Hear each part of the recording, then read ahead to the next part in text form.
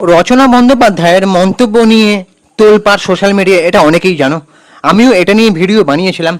তবে রচনা ব্যানার্জির যে মন্তব্যটা আর একটা করেছেন, যে তিনি বলেছেন যে ওনাকে নাকি সেলিব্রিটি স্ট্যাটাস দেখেই তৃণমূল কংগ্রেসে নেওয়া হয়েছিল, এবং তিনি আরও বলেছেন যে কোনো ফুটপাথ থেকে কোনো মেয়েকে তুলে এনে দলে নিলেন না কেন। এই মন্তব্যটা উনি কি ঠিক করলেন?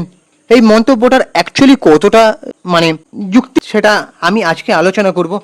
অরিত্র দত্ত বণিক একটা ব্যাপার খোলসা করে পোস্ট করেছে রচনা বন্দ্যোপাধ্যায়ের ঠিক এই মন্তব্যটা নিয়ে, যে কোনো ফুটপাথ থেকে কোনো মেয়ে বা মহিলাকে এনে আপনি দলে নিলেন না কেন, সেলিব্রিটি স্ট্যাটাস দেখেই নেওয়া হয়েছিল।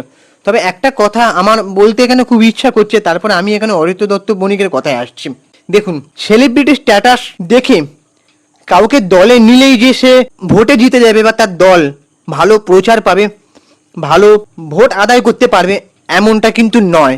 আর ওই যে বলছেন যে কোনো ফুটপাথ থেকে কোনো মেয়ে বা মহিলাকে নিলেন না কেন, দেখুন ভালো কাজ যদি করেন না, সেলিব্রিটি স্ট্যাটাস আর রাজনৈতিক ব্যক্তি সম্পূর্ণ আলাদা।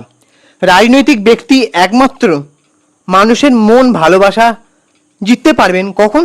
যখন তিনি ভালো কাজ করবেন, মানে বিভিন্ন মানুষের সমস্যা সমাধানের কাজ করবেন। আর এখনকার রাজনীতি মানে এটাই, বিরোধী পক্ষের ভালো কাজগুলোকেও নিয়ে তুমি সমালোচনা করো, ভুলগুলোকে নিয়েও বলো, আর দুমদাম প্রচার করো, মানে প্রচারের মায়ের বাপ কাকে বলে, ঠিক আছে? তো এটা কিন্তু অ্যাকচুয়াল নয়। ভালো কাজ করলে না, আপনি যদি সারা জীবন মানুষের জন্য কাজ করতে থাকেন, সারা বছর প্রত্যেকটা দিন মানুষের বাড়ি গিয়ে সমস্যা সমাধান করছেন, বা মানুষের কি দরকার সেটা আপনি প্রত্যেকদিন মানুষের দৈনন্দিন চাহিদাগুলো পূরণ করছেন, সেটা বিভিন্ন নিয়ম নীতি মেনেই, তাহলে কিন্তু এমনি প্রচার হয়ে যাবে। এখানে অরিত্র দত্ত বণিক একটা কথা বলেছে, যে রচনা দেবী বলেছেন উনি সেলিব্রিটি বলেই নাকি লোকে ভোট দিয়েছে, না হলে যে কোনো ফুটপাথ থেকে লোক ধরে আনলে ভোটে জেতা যায় না। উনি বোধহয় জানেন না বিধানসভায় তাবড় রাজনীতিবিদদের সঙ্গে পাঙ্গা নিয়ে কথা বলার জন্যে আয়ুষ গ্রামের মানুষ কলিতা মাঝিকে ভোট দিয়ে জিতিয়ে পাঠিয়েছে। কলিতা কোনো সেলিব্রিটি নন, বিজেপির কোনো বড় হোতাও নন, বিরাট হেভিওয়েট ক্যান্ডিডেটও নন। একদা তিনি বাড়ি সহায়িকার কাজ করতেন, মাসিক রোজগার আনুমানিক ওই 2,500 টাকা। কিন্তু এখন পেশাদারী রাজনৈতিক নেতাদের মন্ত্রিসভার গুরুত্বপূর্ণ দায়িত্বে আছেন সেই কলিতা মাঝি ব্যক্তিরা। এখানে অরিত্র দত্ত বণিক যা বলেছেন সেগুলোই আমি বলছি।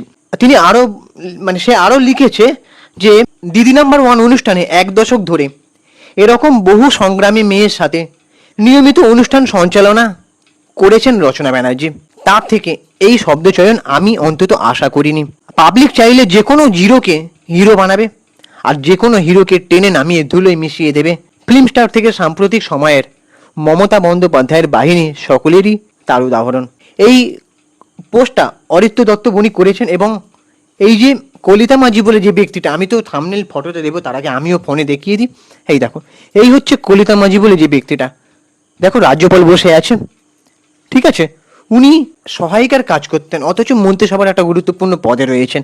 তাহলে এখানে রচনা বন্দ্যোপাধ্যায় কি এটাই বলতে চাইলেন যে ফুটপাথ থেকে কোনো মহিলাকে বা মেয়েকে তুলে আনলে সে কি ভালো প্রচারের মাধ্যমে ভোটে জিততে পারতো না?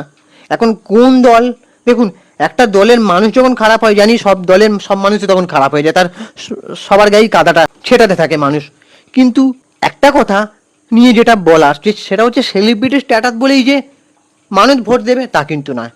আর সে একটা সেলিব্রিটির সিনেমাও কিন্তু ভালো না হলে তার ভোট তার সিনেমা মানুষ দেখে না, মানুষের পছন্দ মতো কিছু না হলে। তো এখানে এটাই বলতে চাইছি যে জিরো থেকে হিরো হওয়া যায়, আবার জিরো থেকে ভালো কাজের মাধ্যমে তুমি ভালো ব্যক্তিত্ব বা ভালো কোনো ভালো কোনো যে কোনো একটা পদে তুমি প্রতিষ্ঠিত হতে পারো, এইটাই আমি বলতে চাইছি। এবার অরিত্র দত্ত বণিকের এই কথাগুলো তোমাদের কি ঠিক মনে হলো সেটা কমেন্ট করে জানাও। আর রচনা বন্দ্যোপাধ্যায় যে কথাগুলো বলেছেন, বাকি কথাগুলো সেটা নিয়ে তো আমি ভিডিও বানিয়েছি। ওই যে তিনি বলেছিলেন যে আমি ভালো ছিলাম অত্যন্ত, আমার কাজ নিয়ে, আমার পার্সোনাল লাইফ নিয়ে, আমার সংসার নিয়ে, আমি এরকম জানলে, চোর দুর্নীতি জানলে আমি রাজনীতিতে আসতাম না। তবে তিনি যখন ভালো ছিলেন তিনি রাজনীতিতে আসতে চাইলেন কেন, এই প্রশ্নটা কিন্তু থেকেই যায়। এটা অনেকেই বলছে, এটা নিয়ে আমি ভিডিও বানিয়েছি। দিদি নাম্বার 1 থেকে রচনা ব্যানার্জি বাদ পড়ার সঙ্গে কোনো রাজনৈতিক যোগাযোগ নেই, রাজনৈতিক ব্যাপার এখানে নেই। এটা পুরোপুরি চ্যানেল কর্তৃপক্ষের সিদ্ধান্ত, সেটা নিয়ে আমি একটা ভিডিও বানিয়েছি, তোমরা চ্যানেলে গিয়ে দেখে আসতে পারো।